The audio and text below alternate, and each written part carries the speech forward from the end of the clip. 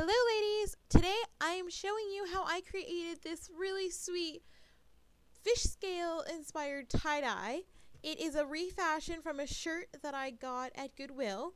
I found a really soft light pink, kind of big on me, but really just nice sleeve shirt, and I was kind of like, it's boring and it had some spots, so I turned it into this. If you stay tuned, I will show you exactly how I got this look. Starting with the cleaned shirt, soak it in water so it's nice and moist.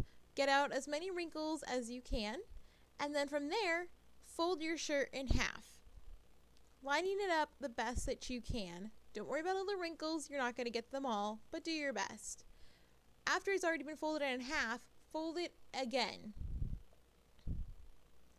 You'll see that there's still a little bit of extra fabric on the sleeves. Just fold those inwards and that'll be fine. Adjust the shirt so that it's easier for you to work with. I turned mine the other way around.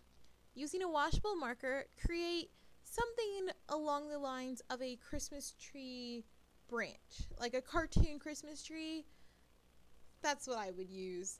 The video that I referenced this tutorial from said to use skater ramps, but I don't really know what those are like, so it looked more like a Christmas tree to me.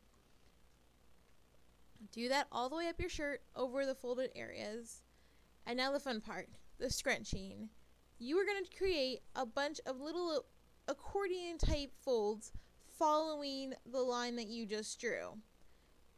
It's going to take some practice, so don't worry if you don't get it the first time. Using an elastic band, you should be able to secure your folds fairly easily. What you're looking to do here is create a pretty decent number of fans or folds and line up the wherever you drew with your marker so that it creates a straight line. So you can kind of see, I hope, in the video, there is now two lines of the marker that I drew on the shirt. You want those to be as close to straight as possible because that's what's going to give you the edging of the scales later on. Now, obviously, since this part of the fabric lays flat, it's a little bit easier. I say easy loosely. It's a little bit easier to manipulate, but as it gets towards the top, it'll be a little bit more difficult, so I suggest starting with the bottom of the shirt. With the sleeves and the extra layers and the collar, it does get a little bit bulky and intimidating, and even I had to do mine several times before I got it just how I wanted. So don't rush this. Take your time, and it'll happen for you, I promise. Now, I didn't go too far into detail about how I'm folding in the accordion stuff because it's honestly at the basic accordion fold, and I'm just scrunching as I go and trying not to think too much about it. So once that's done and I finished the rest of the shirt, I got it ready, readjusted it as needed, try to get as many little folds in as possible. I'm using an extra baking pan, one of the disposable ones that, you get at Walmart, whatever. And I also put my shirt in a giant bag just to help any of the excess dyes or liquids or, anything else from moving around, and it'll come in handy later, and I'll tell you why then. But for right now, use gloves and make sure you're working outside if you're using any chemicals that smell, which I think most of these do.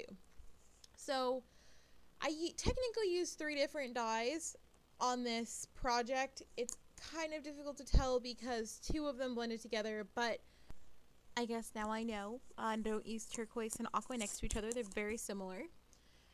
But anyways, we're starting with the black. The black dye you're going to use the least of, and you're just going to lightly run it over and on either edge of the elastic bands you put down. So a really nice thin line.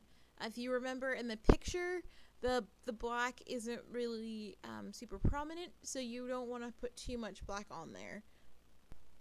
Keep going till both sides of all of your rubber bands have a nice little outline in black. Then switch to your next color.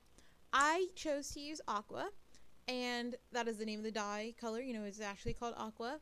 And I just put a little bit on each side of the black line that we had. So you have a really thin black line, and then on either side of it, a little bit thicker of a rectangle, if you will, of aqua.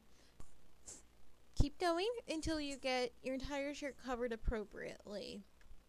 It's worth taking your time because you don't want to have any extra drips or anything ruining your look. Obviously, because I used a pink shirt or a light pink shirt, when this is done, instead of having white peek out, I'm going to have a little bit of pink. So for you, if you're using a white shirt, you might have white show through. So use colors that match appropriately. I think pink and blue looks fine together.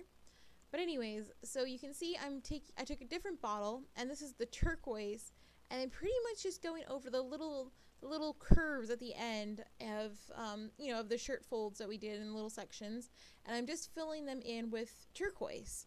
It doesn't really come up too different when it all came out. You can look at the pictures again. The aqua and the turquoise are just unfortunately very, very similar when they washed out, but that's, it still looks pretty. It's a very subtle gradient. Anyways, you're going to flip it over, rinse and repeat everything. Blue, aqua, then turquoise, rubber band, edge of rubber band, and then corner curves. And then you wrap it up and let it sit. I let mine sit overnight because I just didn't have time to take it out after a couple hours. So for me, it worked perfectly. For you, it might not. Do what's best for you. Afterwards, I took all the rubber bands off, and then it's time to open it before we rinse, and I will show you what it looked like when I was done taking all the rubber bands off. It's kind of hard to see because it hasn't been rinsed yet. Let's see here. You could I'm very gentle with them, or I try to be gentle when I'm opening it up, and I do apologize about the shadows. It's difficult, but you can kind of see the basics of the pattern. It's pretty nice.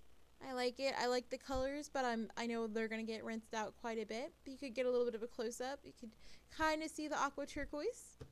After it was rinsed in cold water, I ran it through the wash and then through the dryer.